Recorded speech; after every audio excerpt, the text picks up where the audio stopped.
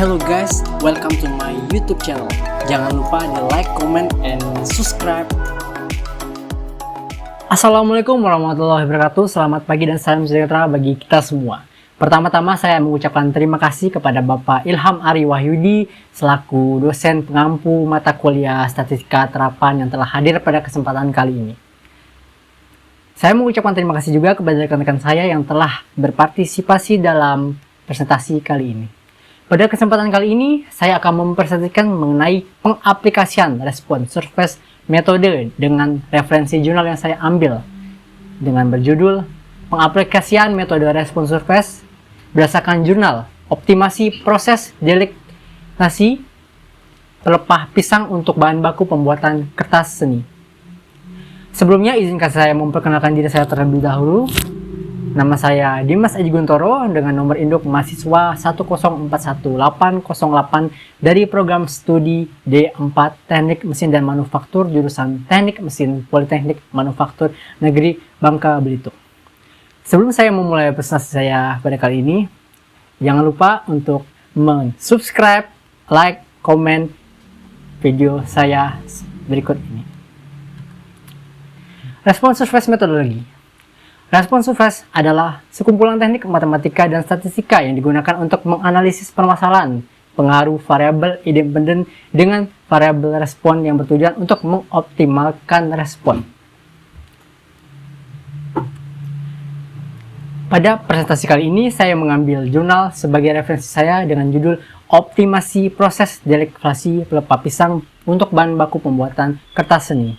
Penelitian ini telah dilakukan oleh Ika Atsari Dewi, Azim Tuh Ihwa, Hendrik Yuri Setiawan, Alfi Yuning Nur, dan Afifa Ulfa. Penelitian tersebut menggunakan pelepah pisang sebagai materi utamanya, dengan parameter proses yang digunakan terdiri dari dua faktor, yaitu adalah konsentrasi NaOH dan waktu pemanasan. Proses perhitungan optimasi dilakukan dengan menggunakan respon surface metodologi. Dengan menggunakan nilai respon, yaitu nilai uji lignin. Penelitian yang telah dilakukan tersebut menggunakan parameter berupa konsentrasi NaOH dan waktu pemangsakan, di mana setiap parameter terdapat 13 level varian.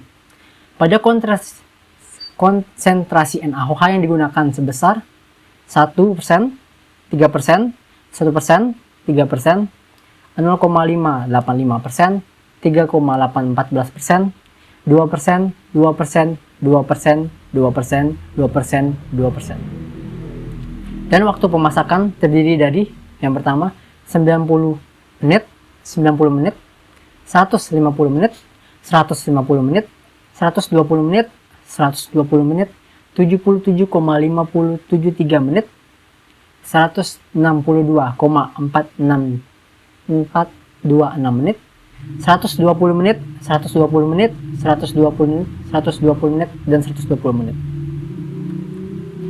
Dari parameter tersebut, saya akan melakukan perhitungan respon surface metodologi, di mana langkah pertama yang harus dilakukan adalah dengan membuat kode variabel bebas. Yang kedua, menganalisis regresi. Dan yang ketiga, menentukan persamaan polinomialnya atau second order model. Yang keempat, menentukan nilai optimal dari surface. Yang kelima, prediksi nilai respon, dan yang keenam, model konvensionalnya. Pada jurnal ini didapat tabel hasil pengujian sebagai berikut. Di sini saya menggunakan ada terdapat X1 sebagai variabel kode, X2, dan tabel ketiga konsentrasi NaOH-nya dalam satuan persen.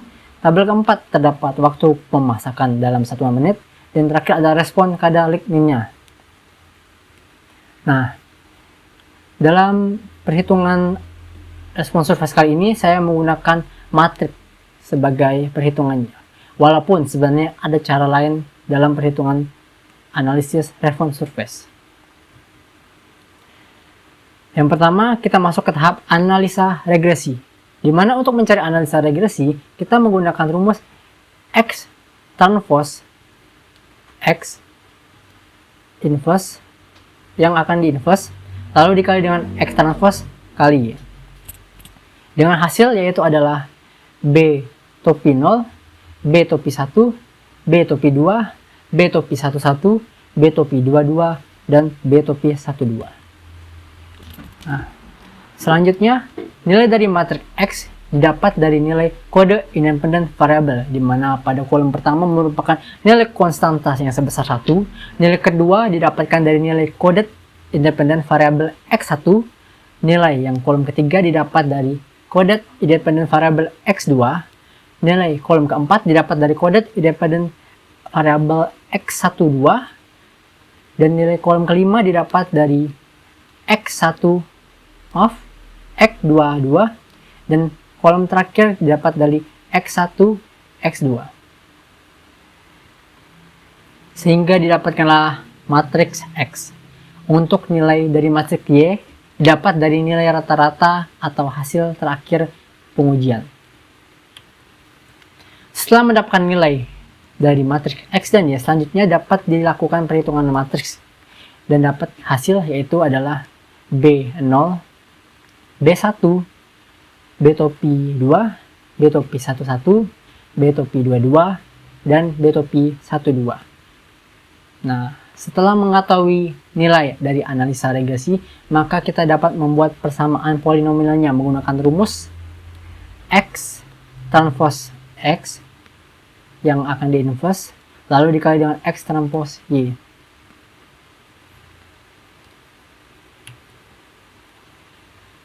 Setelah itu, untuk mencari nilai optimal dari surface, dapat dicari menggunakan rumus X0 sama dengan minus setengah dikali B inverse dikali B, di mana rumus dari B sama dengan matriks B topi 11, setengah B topi 12, setengah B topi 12, dan B topi 22.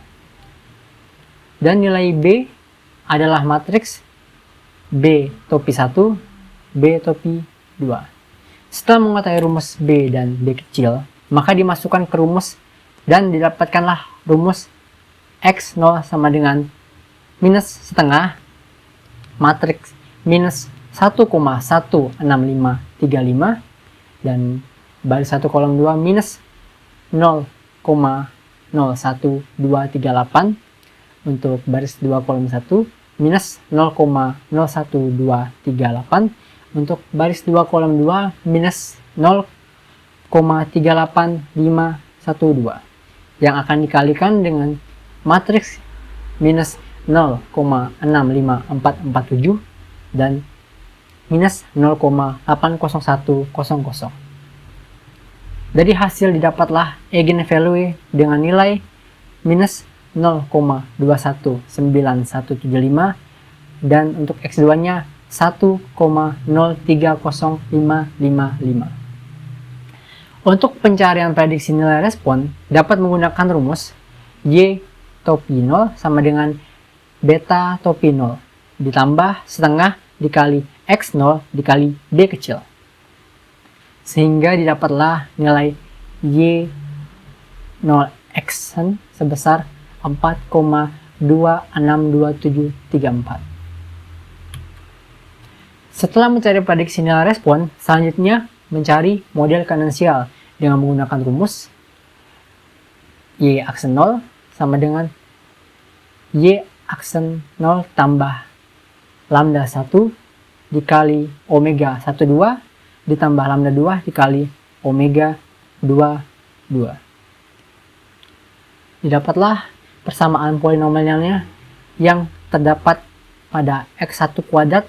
maka didapat nilai sebesar minus 1,16535 dan nilai lambda 2 didapat dilihat pada persamaan polinomial X2 kuadrat yang mempunyai nilai 0,38512.